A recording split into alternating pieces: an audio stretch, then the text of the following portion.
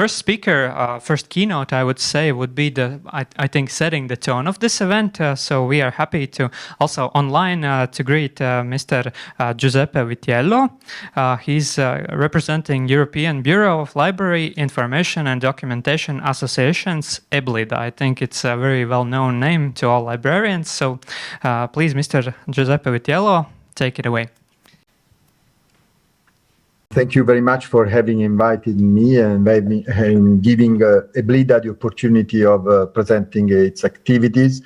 I'm very honored. It's important that Latvia and Moldova are getting together. They share a border with an aggressive neighbor. And it is important the libraries, the Latvian and Moldovan libraries, discuss what they have to do in this particular context.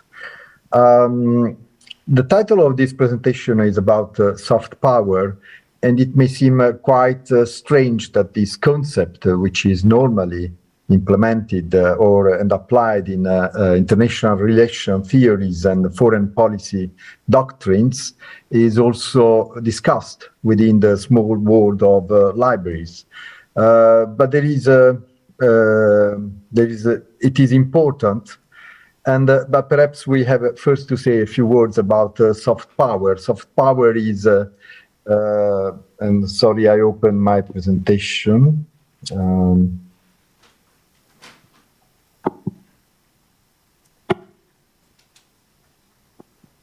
Yeah. Can you see it? Yes. Do you see it? Thank you. So, soft power. Wait, sorry, Giuseppe, we don't see it yet. Okay, sorry.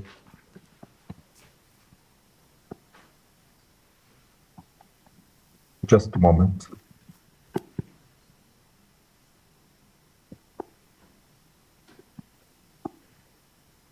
So while Giuseppe is setting up, I would like to remind all online viewers to submit your questions, and we'll have opportunity to ask some of them. Yes, Giuseppe, now we see the screen. Okay. So the concept of soft power was forged by Joseph Nye. Joseph Nye is a political scientist, but he was also an assistant secretary of defense during the Clinton administration. The concept is very simple. I mean, you know what is hard power. Hard power is about armed force, deterrence, or concept like this. But soft power has more to do with culture, ideologies, values. And it is exactly what Nye was meaning when he said that the force of, let's say, the United States, but also of the Western civilization, is about its values and the fact that they can get other people want what you also want. This is exactly the definition of soft power. So other states may wish actually to have the same objectives as you have because other states are sharing your same values. And it is, let's say, a very simple thing to say in words, but it is also quite interesting to see how it is applied in general in foreign relations. There are actually a long list of examples of soft power in action. We see that the United States, with its universities, with its foundations, they exert soft power internationally, but there are other states that do this. You know that Stalin once asked about the number of armed divisions of the Vatican states. And of course, the answer is none.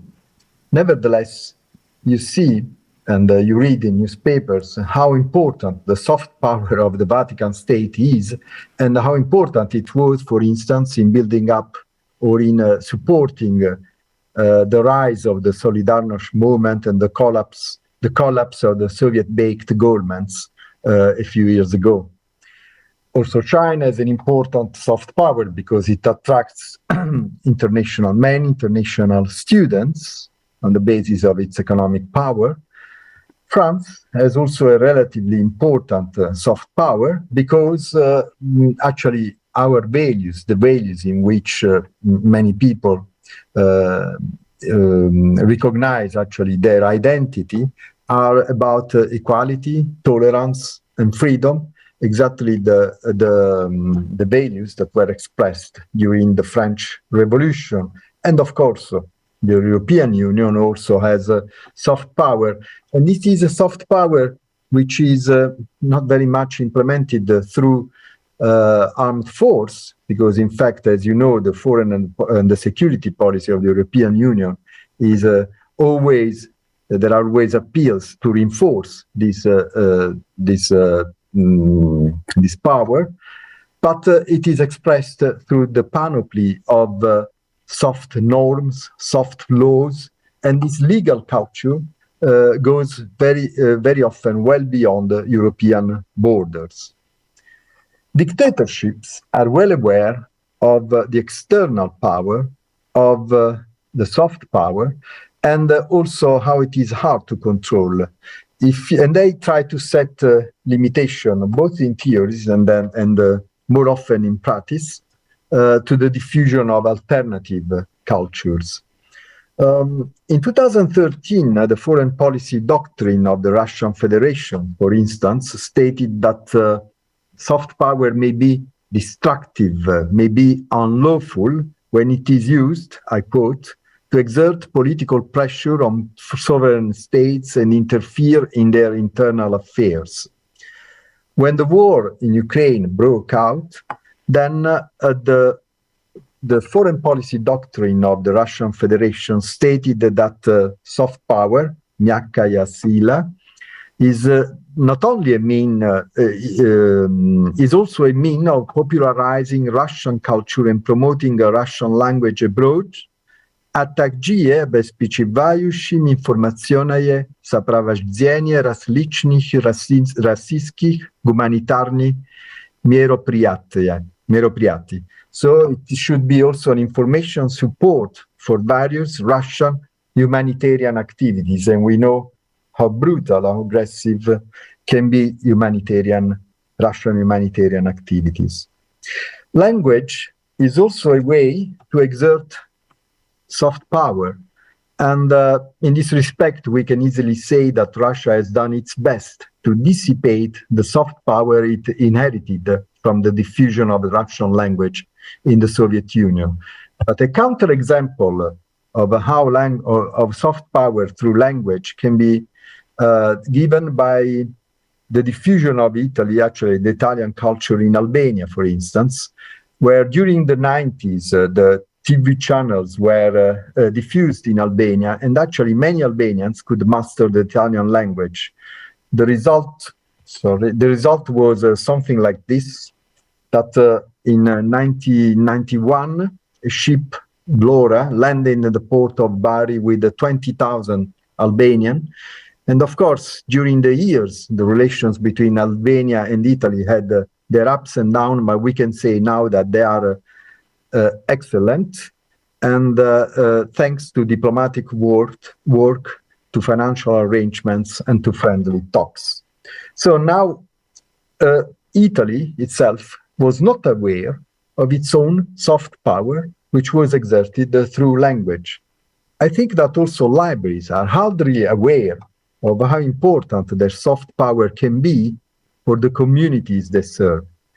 The brand of the library is positive. Their image conjures up ideas of education and well-being, and libraries can be a formidable center of attraction. And this is well expressed by two documents which are fundamental for library work. The first is the IFLA UNESCO Public Library Manifesto, which was updated and approved in 2022, so this year. And the second is the guidelines for library legislation and policy in Europe, which was approved in 2000. And I mentioned this document because an updating of the document is going to be, and EBLIDA is working together with the Council of Europe. And we positively hope that in 2023, an updated version, not of the guidelines, but of the recommendation, the Council of Europe EBLIDA recommendation on library legislation and policy will be approved. In these documents, libraries are described as vibrant institutions, providing unhindered access to information and contributing to the development of intellectual freedom and universal civil rights. The principle is not self-evident in itself, but it is the result of the hard work of librarians who align themselves to human rights, fundamental values, and democratic participation. What makes the difference between democratic libraries or libraries operating in democratic states and libraries operating under dictatorships? I would like to give you a small example. The source is Russian, and it is in a website, and it talks about an anecdote, actually an episode, the story of the lady who was the head of the cultural department of the Russian National Library in St. Petersburg. She was sanctioned, and eventually she resigned for having exposed a poster including a picture of the Russian philologist and the semiologist Yuri Lotman during the Happy Day of Cultural Workers. A zealous library agent thought of recognizing the American writer Mark Twain in Lotman's hatchet face, mustache, and unkempt gray hair. And in fact, if you look at the two people, the resemblance is quite striking. So moved by this patriotic ardor, this security agent accused Mrs. Kanagobovskaya, who was the head of cultural department, of propaganda of extremism and terrorism, and she was supported by the advisor to the general director of the National Library of Russia. And therefore, this lady, who had been working for 24 years, resigned from the job. In a free world, an episode of this kind would have ended up in sarcastic comments and embarrassed apologies. But in countries where there are autocratic, paranoid regimes, libraries may be seditious and dangerous places unless they turn into transmission belts of the ruling ideology and became themselves instruments of hard power. I would like to outline now three aspects of library soft power and how its essence may be perceived by non-library actors. The first aspect concerns library borders, the library scope, which is quite different from a political border. A political border is something like this. It can be a wall, it can be a gate, it can be the spoon of a river, and this marks the frontier of the state. But a library must share its collection, and its collection must have no borders, because they naturally aspire towards universality. And in order to serve their public, library emphasis should be put on collection and services in national language. Nevertheless, in principle, the collection should be as comprehensive as possible. Constraints may have an economic nature, but library policies, unlike political borders, should be as inclusive as possible. Libraries should be aware that exclusion is against fundamental values, and excluding some books may take away also the last shreds of hope for those people who are on the other side of the border and are suffering from ideologies. The second aspect of soft power of libraries is democratic participation.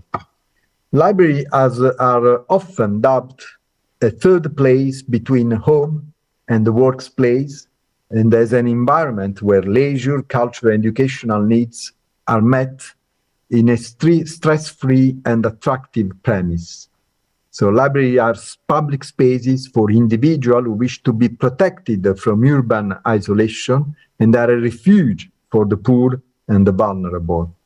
But libraries are also agora in the Greek and in the literal sense of the word, because they are gathering place. They can be an assembly of participation where people meet and there is a dialogue between stakeholders, involvement, and public authorities. Hence, the critical role libraries may play in the fight against disinformation and misinformation. Social media may channel suspicious information as a reflection of ideologies or biased postures. But alternatives, libraries promote diversity of information and opinion and enable citizens to make informed decisions based on critical thinking. They set in place mechanisms where information websites are evaluated and users and citizens are left free to determine what information they wish to access. And finally, the third aspect of library commitments towards the third aspect of soft power is library commitment towards the Agenda 2030 on sustainable development. The Agenda 2030 is now, we consider as a BLIDA, that is the new framework for libraries beyond the cultural and beyond educational frameworks, beyond cultural and educational needs. There are many advantages actually in linking the library agenda to the sustainable development goals. There is a political advantage because libraries and cultural educational objectives are not developed in an abstract manner, but they are closely linked to the aspiration of the communities they serve. And in an SDG broader political architecture, the concept of social library can thrive and develop in the specific policies assigned to each goal.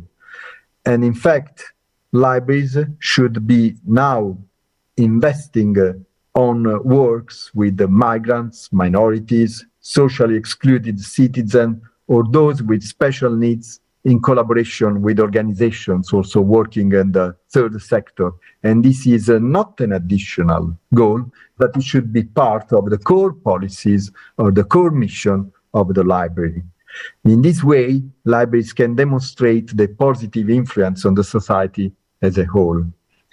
This is what we call soft power of libraries. It is a gentle, but it is a persistent way to disseminate what we call as a BLIDA, our pledge towards a sustainable, democratic, and equitable society. And we need today powerful libraries if we want to have a Europe that is stronger, cohesive, and closer to its citizens. Thank you very much for your attention. And I'm open to any questions. Thank you. Thank you very much, Giuseppe. Thank you for your kind words and empowering words. As I understand, we currently do not have online questions, but my question personally to you would be maybe some words of encouragement from you to those librarians who maybe currently don't yet understand how much of this positive power they have. How would you personally empower them?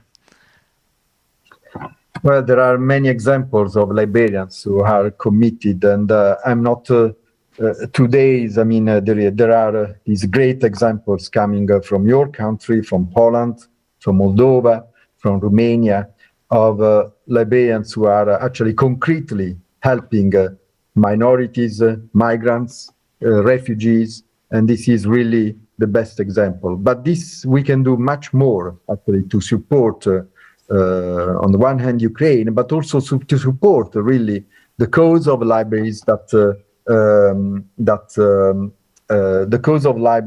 really work in line with the development, with the 2030 agenda.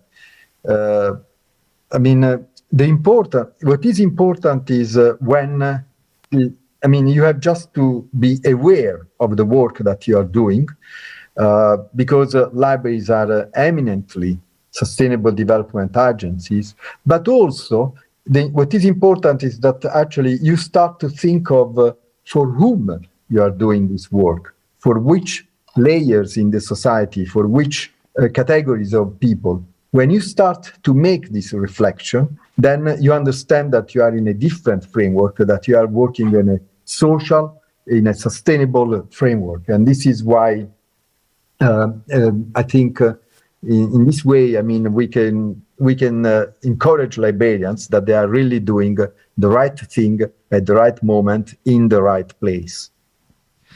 Thank you very much. I think this is a nice addition to your presentation. So I guess we say once again, thank you to Giuseppe for this opening keynote.